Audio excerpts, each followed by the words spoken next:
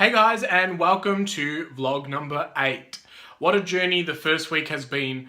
As I wrote in one of my posts, this has actually been a lot easier than the writing blog challenge.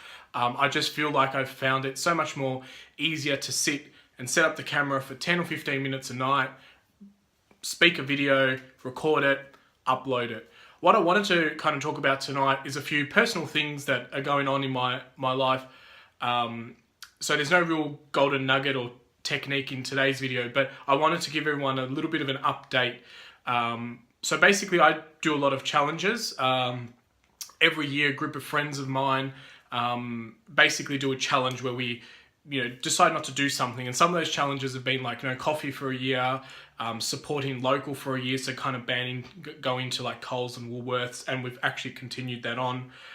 We've had what else have we done? No coffee, no alcohol for a year, no chips for a year. Like, some of them are pretty stupid, but it's always been around to help others in the friendship group kind of battle an addiction and so forth. This year we're doing vegetarian for a year, so some of you may have seen my written blog about that. And there's also a challenges page on my website where I basically list some of the challenges that I've done. Obviously in January I kind of completed the 30-day written blog challenge. Now in February I'm doing the 30-day vlog challenge. In between that I also did the 7-day startup challenge by Dan Norris. Working full time, I didn't really get to put as much energy into that 7-day startup project as what I would have liked to, but definitely got some good traction on it.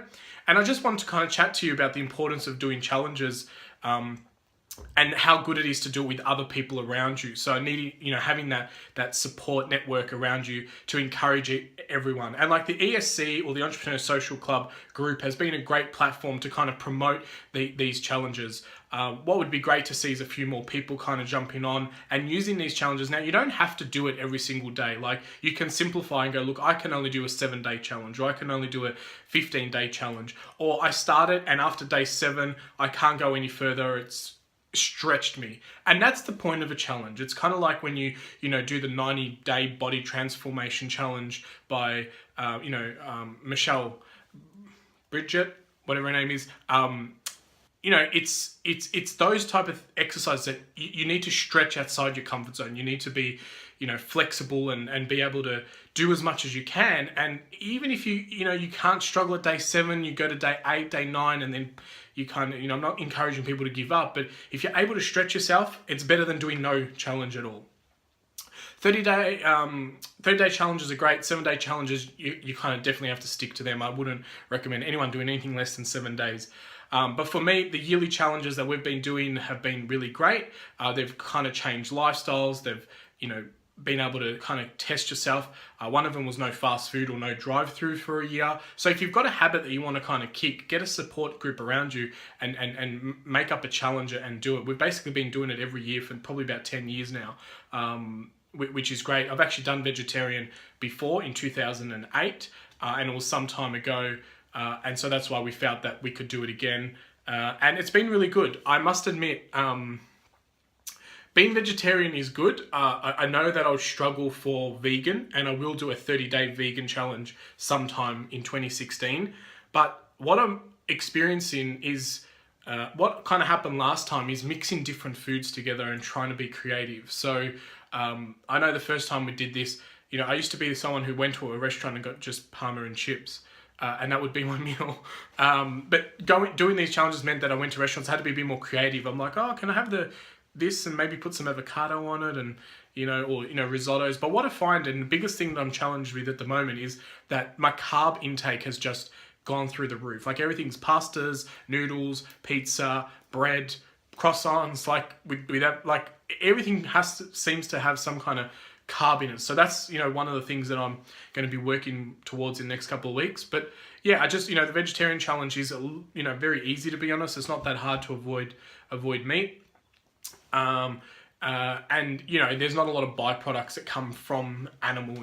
Have the ability to still have eggs and milk and things like that definitely make it a lot easier. I do know that the vegan challenge will be very challenging, but that's what the whole point of it is, to stretch. Try new new things. But the other thing as well that I find really interesting is when I did in 2008, there was no restaurants around that were actually supportive of vegetarian or vegan.